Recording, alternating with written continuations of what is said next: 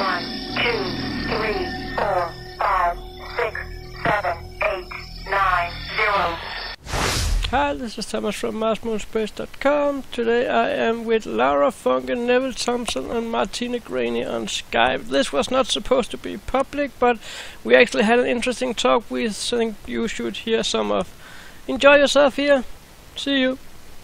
Ned, can I ask you, what do you think about those original shots that were taken from the first moon landing? They're supposed to have all got lost. Can you believe that? Would they have lost something like that? I don't think they would have lost stuff like that. They're saying it was. I mean, I think I don't know how they've lost them or whatever. Like, but I don't think they could have lost them. You know, I mean, there's been some speculation saying that they didn't land on the moon on the first landing. Sure. Something to do with something about the Russians trying to get there first, and they wanted to be the first ones there, so they actually faked the landing the first time, you know, just so that the Americans. I'm sorry, I haven't got anything against them, Americans, just so they would be the first ones there, you know, but because on some of the first Apollo images you can see, like letters and that on rocks and stuff like that, and like the flag moving and stuff like that. The shadows not right. Sure. And it's but on yeah, and the black sky, no stars. Yeah. About well, the black sky's always been there on all of the images, you know. So we really don't know. But would you really say black sky if you're on the surface and they've got light shining? Would you say stars in the sky? You don't know. Well, that's true. That's the excuse they gave, didn't they? Yeah, that the sun would have flooded out because the surface of the moon is very bright, isn't it? But how about the picture that Brad Collins Shepard posted with the original moon pictures from NASA that was taken up from the bin?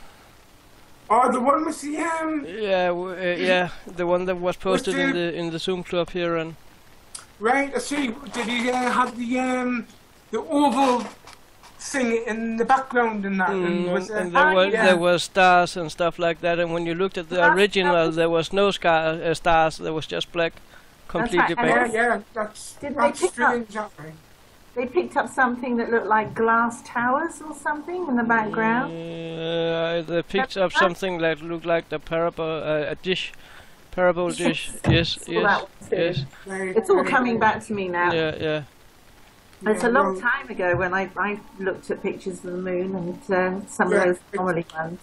See, like now I mainly concentrate on Mars, like, but I did used to study the Apollo images and that, you know. I mean, it does seem to be like glass structures and towers and things. I've found towers and like glass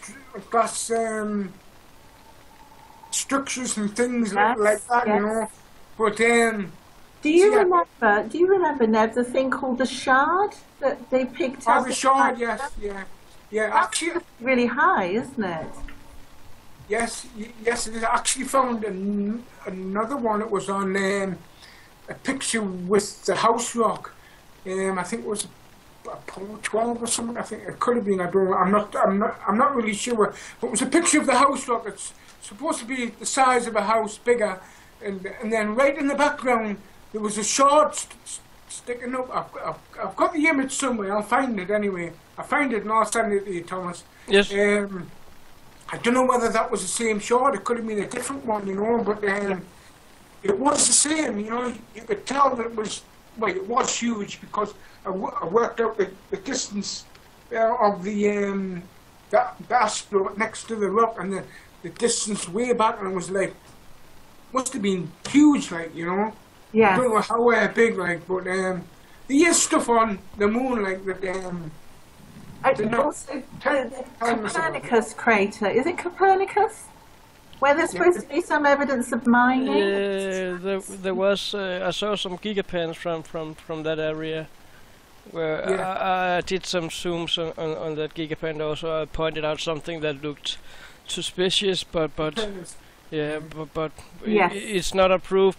But it's a picture that people can look at and say, "Oh wow!" When seeing this, I might also believe that could be buildings that we're looking at. We must remember the distance we are watching these images from, and the satellites. The amount of kilometers the satellites are away when they're taking those pictures. And I do sometimes, when I do these pictures, the MOC pictures, hear people say, writing, "Oh, there's a guy walking over there, there's a car." No, there is not, because you would not be able to see it, because this object we are looking at, that you call a car, are about 250 meters wide, you know.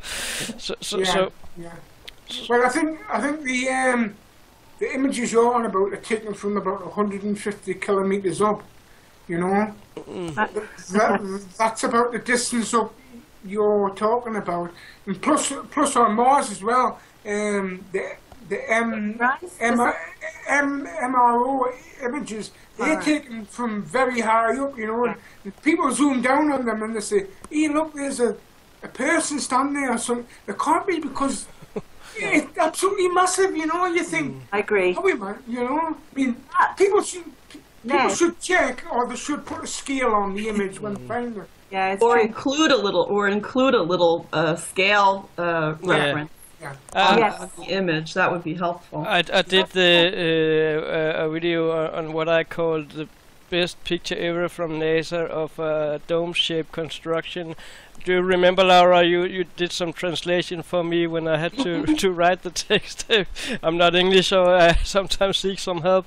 And I did copy the text from NASA's home page and writing the distance and range and the data, so people can have some data to look at, and so they know that we are 290 something kilometers away. Before they start seeing, oh, there's a car and there is a donkey and there's a horse, and that's why I tend to on the Mars images I tend to put that 1 meter grid on, you know. That helps a lot, like with It Yes. is helpful. It's helpful. with interpreting what size things are, you know, because people do get things really wrong, like, you know, and it really makes me annoyed, like.